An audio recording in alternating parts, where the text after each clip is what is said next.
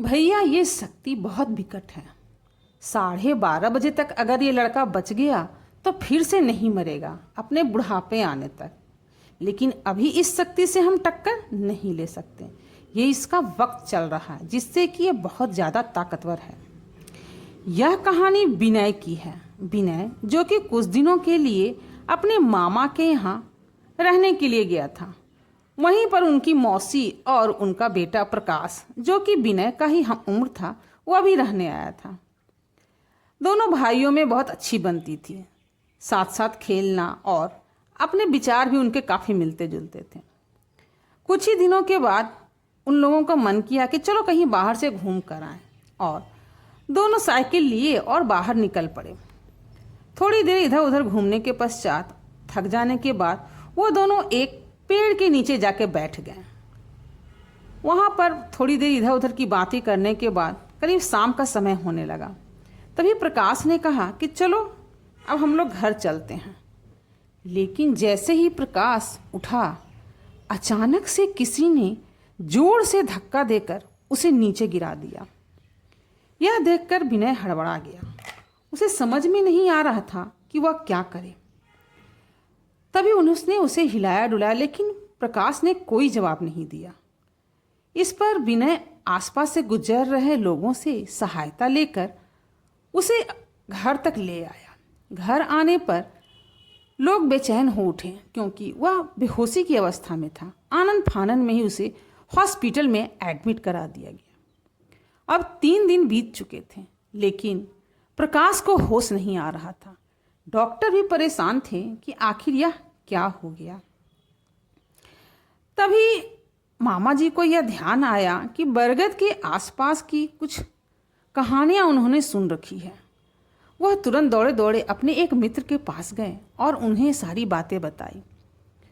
उन्होंने सुझाव दिया कि थोड़ी दूर पर मन्नी चाचा नाम के एक तांत्रिक रहा करते हैं, शायद वह इसका कुछ इलाज कर पाए। वो दोनों मन्नी चाचा के पास गए और उन्हें अपने साथ लिवा लाए और उन्हें अपनी सारी बातें बताई। मन्नी चाचा बोले कि चलो चलकर देखते हैं। मन्नी चाचा ने थोड़ी देर तक वहाँ पर अपना वक्त गुजारा और परेशान हो गए। इस पर मामा जी उन्हें परेशान देखकर बोले, भैया क्या हुआ, क्या होगा, क्या हुआ? तो मन्नी भैया ने बताया कि थोड़ा समय दो, अभी बताते हैं कि क्या करना है और क्या होगा। उन्होंने खुद पर विश्वास रखते हुए मामा जी से कहा और वार्ड के दरवाजे पर ही बैठ गए। आने जाने वाले उन्हें देख रहे थे। तभी एक नर्स उधर से गुजरी और उन्होंने उनके बाहर बैठे रहने का कारण पूछा। उन्होंने बिना झिझक के ही जवाब दिया, अंदर आज़ाद साहब बैठे हैं ना, और हम नौकर आदमी उनके बराबर बैठे, यह अच्छा नहीं लगता है। इस पर नर्स ने उन्हें वैसे ही रहने दिया और दोबारा नहीं टोका। थोड़ी ही देर के बाद मन्नी चाचा ने कुछ धीरे धीरे मंत्र जाप किया और वहीं पर जम कर बैठ गए। मामा जी ने फिर से जाकर पूछा, भैया क्या हुआ, कुछ हल नजर आया? इस पर मन्नी चाचा ने बताया कि भैया यह शक्ति बहुत ही विकट है। 12:30 बजे तक अगर सब कुछ ठीक रहा तो आपका लड़का बच जाएगा और फिर से नहीं मरेगा अपने बुढ़ापे आने तक। लेकिन अभी इस शक्ति से हम टक्कर नहीं ले सकते हैं। ये इसका वक्त चल रहा है जिससे ये बहुत ज़्यादा ताकतवर है। ये हमको अंदर नहीं घुसने दे रहा है ना, हम भी इसे बाहर नहीं निकलने देंगे। हम भी यही डेरा जमाए रहेंगे, देखें कितने खेल दिखाता है यह। इतना कहकर वह फिर से अपने किसी मंत्र को शांति से पढ़ने लगे और मामा जी को वापस जाकर बैठने को कहा। समय करीब 10 बज रहे थे और अब सबको इंतजार था तो सिर्फ 12:30 बजे तक के समय का।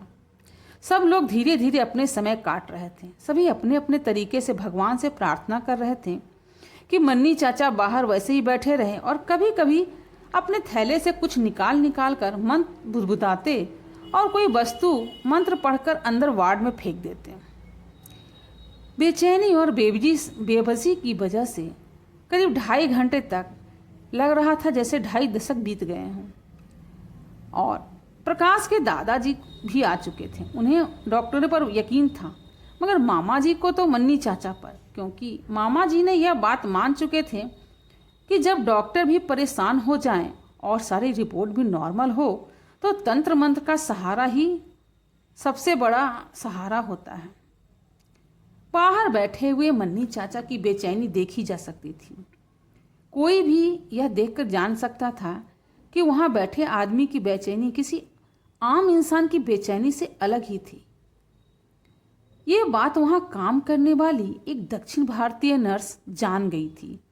वो वार्ड में जाते वक्त मन्नी चाचा से बोली, अंकल तुम यहाँ तंत्र मंत्र कर रहा है ना, हमको ये सब पता है। इस पर मन्नी चाचा ने कहा, बेटा अगर तुम यह जान गई हो तो दोबारा यहाँ मत आना, क्योंकि कुछ शक्तियाँ अनजान को माफ कर देती हैं, लेकिन जानकार के लिए खतरा बढ़ जाता है। इस सच्चाई को जानने के बाद नर्स वहाँ से हट गई। वह नर्स फिर इतना डर गई कि दोबारा उस जगह पर दिखाई नहीं पड़ी। मामा जी और मन्नी चाचा पर मानसिक दबाव बढ़ता जा रहा था। एक चूक या लापरवाही अगर होती तो दो दो जाने जाती, एक तो जो पहले से गिरफ्त में थी और दूसरी जो उनसे टक्कर ले रही थी। किसी तरह से तो 12 बजे तक का समय कट गया। अब तक मौसा जी और मौसी जी भी खाना लेकर अस्पताल आ चुके थे, लेकिन जैसे जैसे समय बीतता जा रहा था बेचैनी उनकी बढ़ती जा रही थी। भैया की सांसें अब धीरे धीरे ऊपर नीचे होने लगी। आंखें पलट गई। उनकी खुली आंखों में सिर्फ सफेदी नजर आ रही थी। आंखों की पुतली दिखाई नहीं दे रही थी। हाथ पैर झटके खाने लगे थे।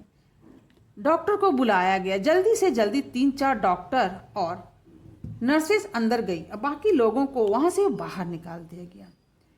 डॉक्टर अपनी पूरी कोशिश में लगे थे और उधर मन्नी चाचा भी अपनी कोई भी कसर नहीं छोड़ रहे थे। उनके मंत्रोच्चारण लगातार चल रहे थे। मौसी जी का रो रो कर बुरा हाल हुआ जा रहा था। डॉक्टरों ने प्रकाश के हाथ पैर पकड़ रहे थे और एक डॉक्टर उनके सीने को लगातार दबाया जा रहा था अपना पूरा जोर लगाकर। तभी अचानक अंदर से भैया के चिल्लाने की आवाज आई, मम्मी मम्मी। यह सुनकर मौसी जी तुरंत वार्ड की तरफ दौड़ पड़ी, मगर मन्नी चाचा ने उन्हें अंदर जाने से मना कर दिया। लेकिन पूरे 3 दिन के बाद भैया की आवाज़ आई थी, इसलिए वो अंदर जाने को जिद करने लगी। मन्नी चाचा ने मामा जी से यह कहकर उन्हें वहाँ रोक दिया और समझाया कि अगर ये अंदर चली गई फिर ये लड़का तो बच जाएगा, मगर हम इनको नहीं बचा पाएंगे, क्योंकि अंदर से जो आवाज़ आ रही है वो एक छलावा है और किसी और को अपना शिकार बनाने के लिए, वह भी इसी के परिवार से। तुम्हारा लड़का तो अभी बेहोश है। मन्नी चाचा के लिए परीक्षा की घड़ी थी। दूसरी तरफ डॉक्टरों को इस बात से थोड़ी सी आशा नजर आई और अपने पूरे दिल जान से जो हो सकता था वह कर रहे थे। उन्हें लगा कि अगर ये लड़का घर वालों को बुला रहा है तो ये ठीक होने की कगार पर है और इसे कोई मानसिक चोट पहुंची है। थोड़ी देर तक उनका ये सारा ट्रीटमेंट चलता रहा। उनके बाद भैया को ऑक्सीजन लगाकर बेहोशी में ही छोड़कर सारे डॉक्टर बाहर आ गए।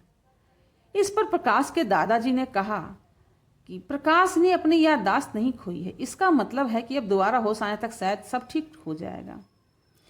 फिलहाल वो जितनी देर सोता है उसे सोने दो और बिल्कुल भी डिस्टर्ब ना करो। दादाजी ने डॉक्टर का धन्यवाद किया। समय 12:25 अभी हो चुके थे। अब 5 मिनट तक मन्नी चाचा की परीक्षा और बाकी थी। मन्नी चाचा ने किसी और को भी 5 मिनट के लिए अंदर जाने से रोक दिया। अब अपने थैले से कुछ उन्होंने भस्म निकाली और अंदर वार्ड में फेंक दी।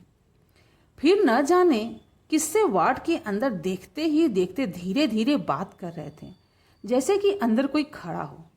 अगले 5 मिनट तक वो कुछ बात सी करते रहे और उसके बाद जैसे ही 12:30 बजे के आंकड़े को घड़ी ने छुआ, उन्होंने वार्ड के अंदर लपक के कुछ पकड़ा, जैसे कि कोई साधारण इंसान अपने परेशान करते हुए मक्खी को पकड़ता है। उसके बाद अपने थैले से कुछ मैले सा धागा निकाला और उससे अपने हाथ पर बांध लिया और मामा जी से सबको लेकर अंदर जाने को कहा और खुद बाहर चले गए और यह भी कहा कि कोई भी मेरे पीछे ना आए, खासकर इस खानदान का। और उन्होंने दादाजी की तरफ खास इशारा करते हुए कहा। उनकी यह बात सुनने के बाद सीधा वार्ड की तरफ सभी लोग दौड़े अपने बेसुध बेटे को देखने के लिए। सबके दिल में अब एक ही आशा थी, मगर किसी आशंका ने अभी भी सबके चेहरे के ऊपर छाया डाल रखी थी। सब बैठे सिर्फ भैया के होश में आने का इंतजार कर रहे थे। वहां से निकलने के बाद मन्नी चाचा दोबारा लौटकर अस्पताल नहीं आए, मगर उन्होंने एक वार्ड के कर्मचारी से एक खबर भिजवा दी कि वो मामा जी से बाद में मिलेंगे। अब शाम तक प्रकाश को होश आ गया और वो एकदम नॉर्मल हो गए, बस थोड़ी सी कमजोरी बता रहे थे। सबको पहचाना भी, खाना भी आराम से खाया, और जब उनसे ये पूछा गया उन्हें हुआ क्या था तो सिर्फ इतना ही कहे कि मैं साइकिल से गिर गया था। इसके आगे उन्हें कुछ भी याद नहीं था। फिर वो घर जाने की जिद करने लगे, लेकिन शाम तक डॉक्टरों ने कुछ नहीं कहा।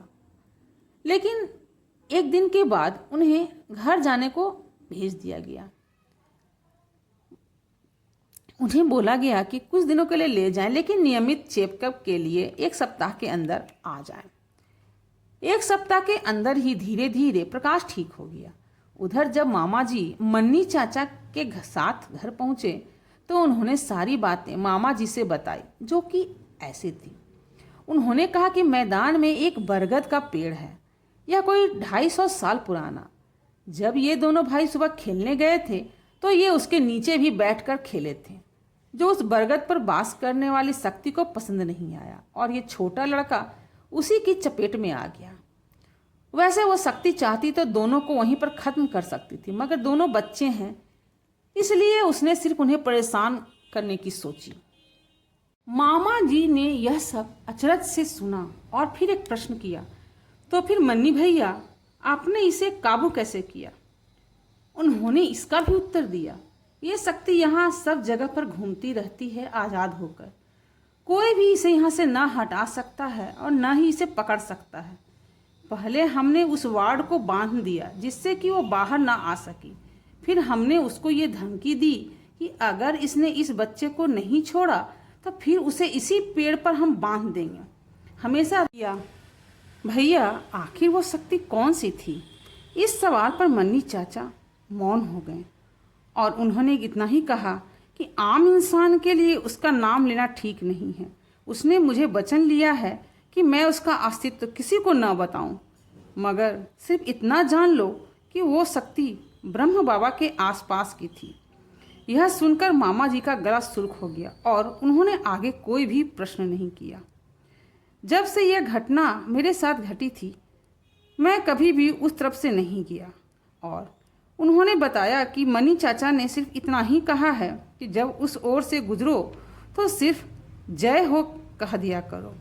आज भी अक्सर आते जाते जब वो मुझे पेड़ दिख जाता है तो मैं सिर्फ जय हो के सिवा और कोई भी नाम और ना हुई कोई शब्द मन में आता है।